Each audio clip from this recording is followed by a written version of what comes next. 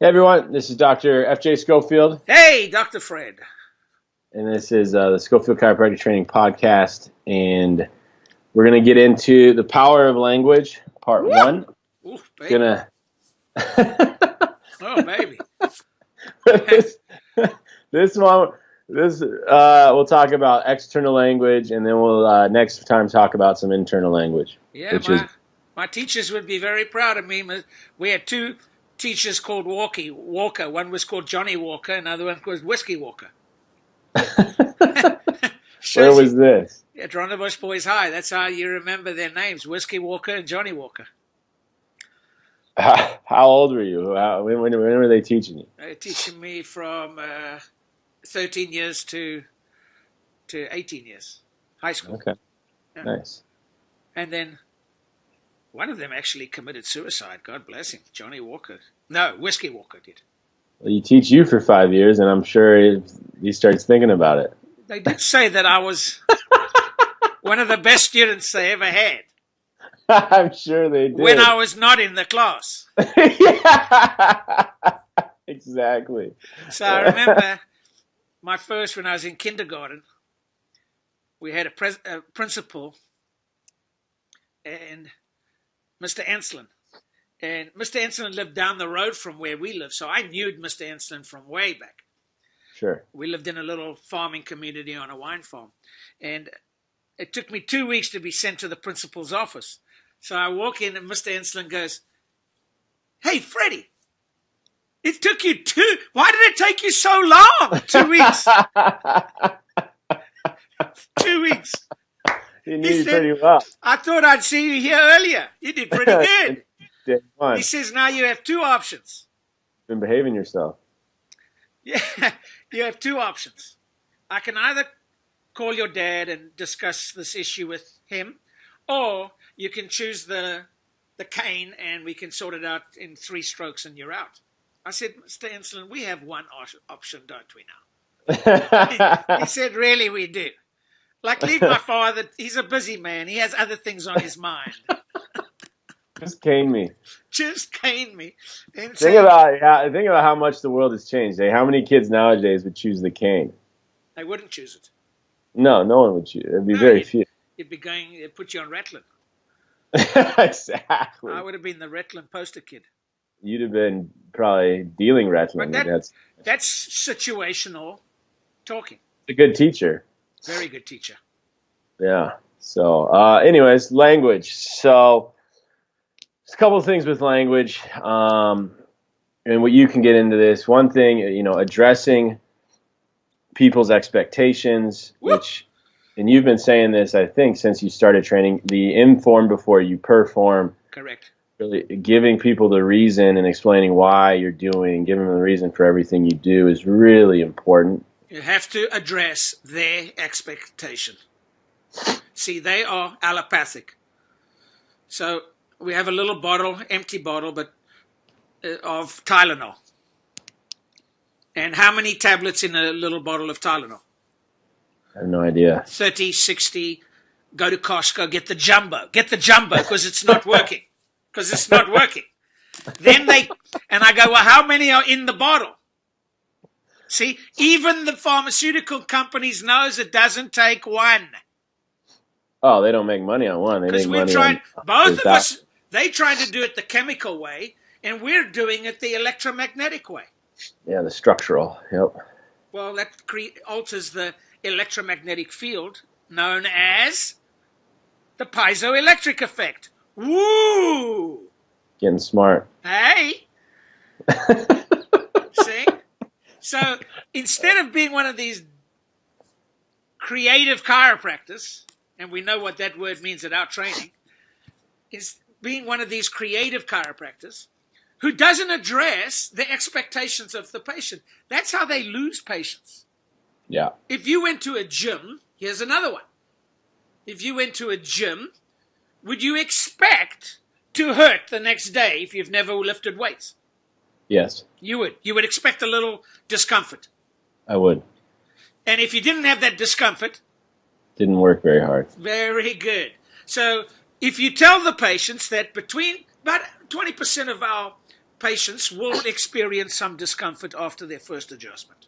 Yeah, and I've found the more I study adjusting and technique, and the better I get at adjusting, that 20% that feels worse, sometimes they feel really bad. I've had people vomit. I've had people vomiting is a vagal response, by the way. So you've affected the vagus nerve. So you changed the neurology. You changed the neurology, and they were so toxic they threw up. Yeah, you totally. And also had people have some really crazy nausea and dizziness, and that can come. And see, if you explain it ahead of time, people don't freak out. Correct. But when you wait and you adjust, and then they get really dizzy, they freak out. And what studies have shown is when you adjust the atlas, you affect the jugular vein, which allows blood drainage. So when you open that up, blood starts pouring out of the brain like it should, but it hasn't been able to, just like flushing a toilet. And so, of course, you've temporarily changed the pressure in the skull. It will normalize, but very normally get lightheadedness, headaches, nausea, dizziness from that effect. So even though it's a fabulous adjustment, but if you don't explain that, many times that person will never come back, and now they're not going to get well. They're not going to. Jim McMahon, the quarterback of the 86 Bears, when he got adjusted by the upper cervical, who didn't even call it an adjustment, but we'll just say it was an adjustment because we know he practices whatever he does. Yep. And he said, in his words, it felt like a toilet flushing. Yeah. And you're going to get that in practice. Yeah, and so if you explain that ahead of time, then you're in control. Patient understands it. Yes. They don't like it, but they understand it. They expect it. I didn't say it feels good. I said it is good. Yeah. See, if a baby has a fever, we tell the moms to track the fever and take a thermometer and track it. And if the fever waves, goes up and down. I just had a baby last night who had a fever. I said, track the fever, goes up, 103, 101, 101.9. That goes up. 99 goes down. 101 goes up. And when you see the wave, that's a healthy fever. And it gets the mother involved in tracking the fever. You have to write out the numbers and stop freaking out. And so the mother did. She called me this morning. She said the fever's okay. Yeah. So, addressing the expectation, just being upfront with people and explaining what could happen and then informing before you perform, giving the reason for everything you're doing, everything you're recommending. And then, like you said, using the chiropractic language, I think, is really important. One of the first fundamentals of good marketing is to be different, and we are different than the rest of the medical profession, and we have this unique language. And then so many of us, out of, I think, insecurity and maybe a little bit of inferiority, they want to go use the medical language, and now we just become more of the same. And then the insurance companies have all the control. Correct. Instead of you sticking to what we do, using our language, correct, doing what we do, and now we're outside that system and we have the control. Correct. But also, we changed our language to suit them so that we can get into their books, because you see, they run the computer that says the money goes that way or that way. Yeah, and I have classmates. I mean, every year or two, they're changing what they do because insurance changes what it pays for. So now you've given away the control of your practice, and I get it. You got a business, you got to provide for your family, you got to do what you got to do. But if you just stick to what we do, use our language, use our techniques, correct subluxations, get people well. Yeah, if it's called branding in the new language. Yeah. And we say stand for your brand. See? There you go, rhymes. And I'm saying to you that this technology of knowing anatomy and physiology, it's huge, is massive. Yeah, and it's funny, if you go, the more you get into that, there aren't a lot of chiropractors that really know it. No, they don't. There's a lot that are very well medically trained. They can do, which is fine, but there aren't a lot that are really well technically chiropractically trained. Dr. FJ, I have patients. I practice in Phoenix. I have patients, not one, Must be 3 to 5 a day, just in the morning alone, who come from Gilbert, Arizona, which is 45 miles away. Yeah, they probably drive past 1,000 chiropractors. 1,000 at least. Yeah. Why do they come to us? Because we're the same as everybody else? It's hard to get a quality adjustment. Amen, F. So sticking to our language is really important. Really sticking to what we do and being, and I don't like, because principled is such a word that people throw around, but it really is sticking to what we do, being principled. And then when you can adjust and you can tell, and you can communicate, the profit side of things is unbelievable. You don't even have to worry about it. It takes care of itself. I love the philosophy, the inside out philosophy. Of course. But makes sense. Let's be honest. If you don't have any science in your adjustment, your philosophy is going to get you to a certain ceiling, and then you go down. Yeah, yeah. That's a fact. Well, that's why philosophy, science, and art, it's all three. It's and all BJ three. Was real clever with that. And, yeah, if you want to really get sick people well, you got to have all three. You got to put more science into your philosophy. And then master. And the adjustment is something that you can't master in a weekend. You can do it. You can't. You can do our communication mastery program and learn it day 1, day 2 in a weekend, and it's no problem, and you can implement it, and you can take, your business will, turn a better profit. But to adjust, that's just like getting in a batting cage and learning to hit a ball, man. You just got to get your hands on people. What's the income of a 300 hitter? He only hits 3 out of 10. 3. It's really hard to do. And he's a billionaire if he can hit 3. Hall of Famer. Yeah. Most of them don't hit 3. No, not at the major leagues. And is that a skill? It's more than a skill. It's an art.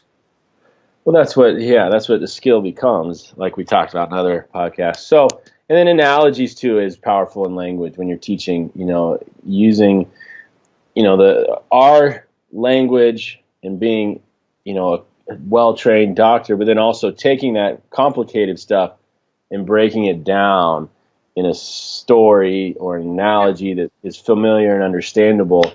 I heard a researcher say, don't talk about the rock on the hose, and I went, my goodness, here's Jim McMahon, who's got Alzheimer's, and now he wakes up, right? And he says it's flushing, like a flush, like a rock on a hose. I know. Oh, well, my goodness! I know. The people that say that are usually... they're not dealing with patients. They're not taking care of people every day. Because when you do that, you realize you got to be real simple with your explanations. Correct. And it's not, education is a funny thing. They just have to, first of all, trust you, and then have just a basic understanding of what you're doing. You don't have to teach them, like I used to try to teach them freaking neuropathology of the subluxation. That is not where the value and all that comes from. You mean the spinal cord tension? Yeah, that's all they have to understand. That's literally all something very simple. Like my TV, I don't know how it works. I have no idea. Physiology.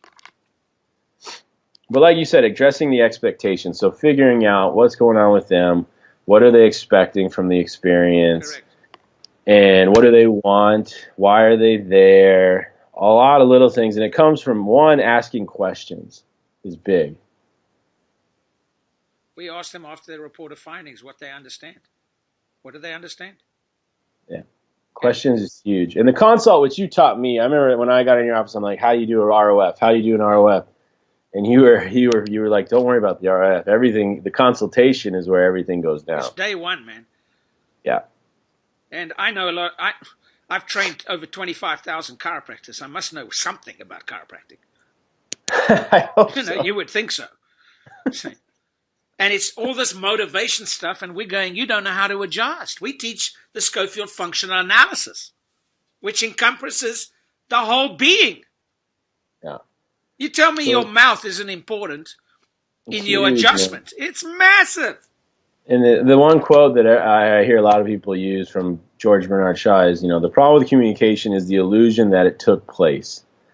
And I know, and that's, it's kind of, it used to confuse me until I went through and I did a report of findings, and I thought this person knew everything, and they came back the second visit, and they're like, I feel worse. I'm not coming back. I'm like, well, obviously I didn't explain that very well, or I don't. What are we doing here? Where are we? How many visits? What? I was like, they didn't. There was no. It didn't take place. At least they didn't get what I was giving them. So it's really important to hone that skill.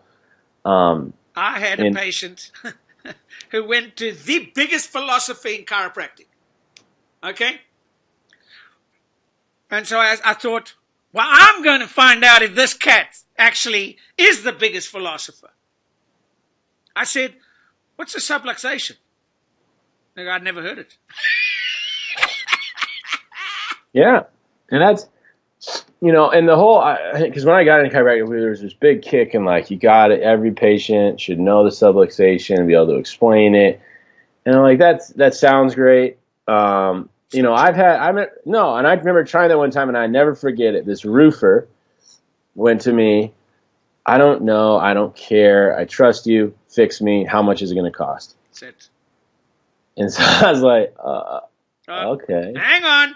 Let me get out my chiropractic CD. Boom. Yeah, exactly. Punch it in. Yep. And so now we have good news and bad news. I go, oh my goodness. I'd walk out of that office. If I heard anybody say that, I'd walk out of there. Yeah. So language communication is so key, and and that's a skill and an art too, because it's a little different for everybody. And this whole cookie cutter thing, you can't.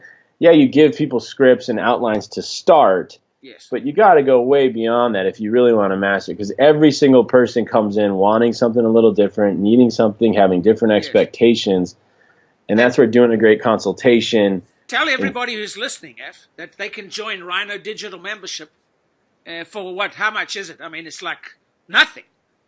It's very affordable, yeah. You get everything. You get all less than $100 a month, and you get everything.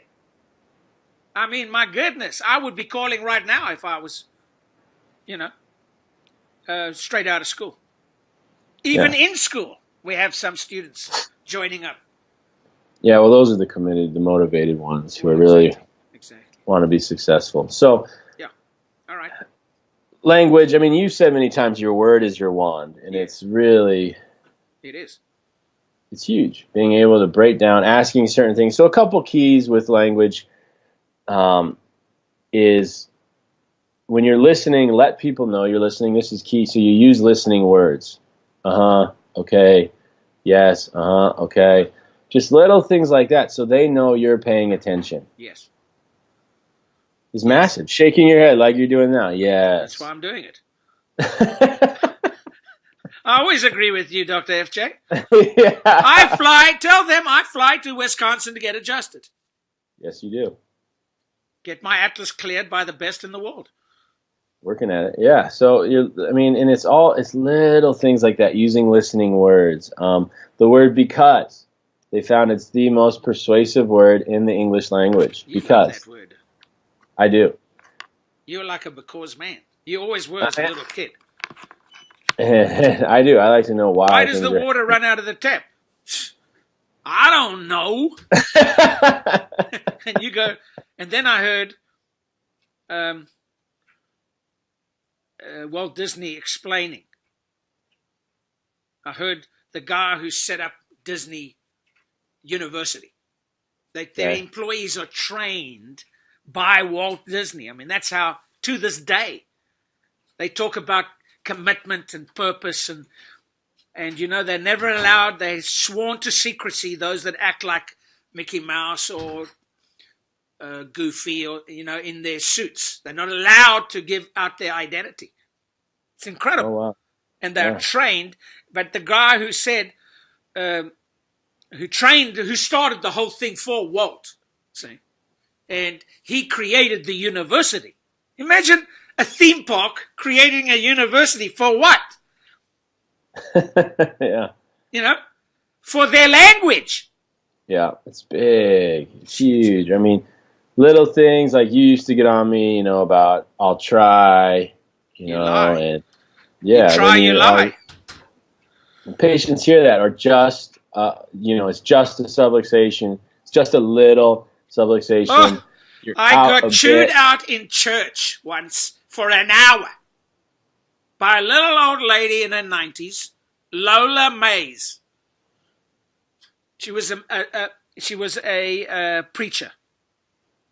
And I said, she said, "Who are you? What do you do?" And I said, "I'm just a chiropractor." Ha! An hour later, I ain't just a chiropractor no more. I am a chiropractor.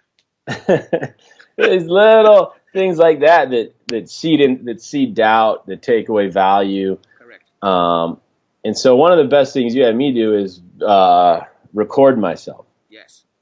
Put a recorder. Now you can do phones; it's so easy. But I remember you doing it with the little tapes back in the day. But I just put a recorder in my clinic jacket, and I listened, and I said "yep" all the time. "Thanks, doc." "Yep." This. "Yep." "Yep." "Yep." "Yep." It wasn't professional. No. It wasn't quality, and it was just unnecessary. Correct. Mine was okay. Okay, you okay? You okay? You okay? Okay. And then I get in the car and go home with your mother, and she goes, "Okay, okay, okay." And I almost destroyed the tape. I still have it somewhere.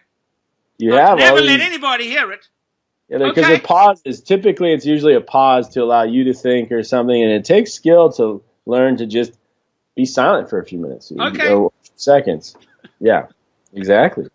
So the word "because," and in studies in this, they used it was copy machine lines, and they asked people, "Can I cut in front of you because I'm in a hurry?" And like 94% said yes. Yeah. And then they said, "Can I cut in front of you because I need to make copies?" And like 92% said yes. And they found that if they just said the word "because," 90% of people complied, even though everyone's in a line. Everyone needs to make copies. Yes. Just that word, the brain is just built for the linguistics of it all. The brain likes the word "because." Well, that's why we have linguistic communication internally. That's what we teach, internal communication. Yeah, so how can you implement this in your practice when you're going through your recommendations, whatever it is? Say you want to do twice a week for 12 weeks. We want to do twice a week for 12 weeks because, and then give them the reason. Yeah. Whatever it is. It takes 12 weeks for muscles to completely heal and the body to get stable. Yeah. Oh. Yes. So little things like that are all a skill. So giving people the reason. Another little thing with language and communication is repeating back to people what they have told you. Yes. Is massive. When they did studies on this, and when waiters did it, their tips went up 70%. Wow. I'm going to do that. That's fantastic. All right, man. It's a great way to start your ROF, is just to repeat back things that the patient told you at the consultation. Yeah, that's right. Very, very simple. So language. Taking out weak words. Yeah. I'll try, just, a bit. And record yourself for an hour with your patients. Yeah, that's adjusting, another takeaway. And then type it out, and you'll be nauseated. Yeah, it's brutal. It is brutal. Okay, F. So that was good. That was very good. The power. So language. So next time we'll get into internal language and how do you change that? How do you acknowledge it? Let's do it. And I had a great time. Thank you, Dr. FJ. Yeah, thank you. Anyone out there, if you enjoyed this, you think one of your friends could benefit from it, please share it. Please. And like, comment, any questions, please let us know. If you're struggling in practice, you know what, we give a lot of trainings throughout the year, and there's no need to struggle in practice. No. There's absolutely no need. You just find the guy who can talk to you, and let's get it going. Yep, and it's all skills that need to be implemented and developed. And you can grow an awesome practice and not sacrifice your integrity. I know there are a lot of things out there. A lot of people think you don't have to. There's more to life than just a practice, okay? Well, that's the thing. It's having the great practice and the great family and personal life and having all that. And it takes skill. I mean, it's not easy to do. That's why I don't think many people do it. Well, just have a look at how many are divorced. I mean, the divorce rate is staggering in chiropractic school. With the big idea and all that stuff. And it's still massive. Anyways, watch your language. It's very, very important. Listen to it, and improve it, and watch the difference in your practice. Right on. And we will see you again next week. Next week. Keep charging.